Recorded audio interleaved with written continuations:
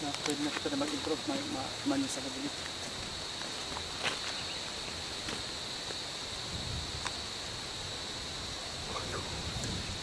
Okay mga tugang, sa panduang aldaw niya to na paglibot din ano yung mismo girari kita sa barangay Cogon, Irusin, Sorsogon, kung saan mahiling po niya to sa satuyang likodan. Ini nga ni po na kang enot na magdigdi kita, ining ka natitindugan talig di mga tugang, iyo pa ini andalan pasiring duman sa kahalabaan kaning street na ini.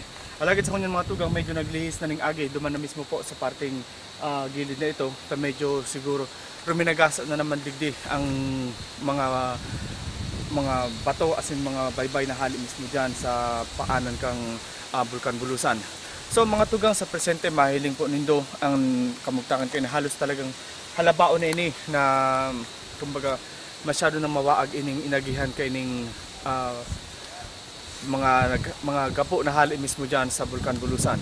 Sa ngunyan mga tugang, mapasiring kita duman as in mahiling tapo sa Indo, maipahiling ta sa Indo ining pigsasabi na pighuhukay kang mga bulldozer para mapahirarom ang kanal na ini. Kakuling kaso po magdagos-dagos na ini na pag ano kang Bulusan Volcano, igmo po ning maagya na hararom ining mga debris na hali mismo dyan sa Bulkan Bulusan.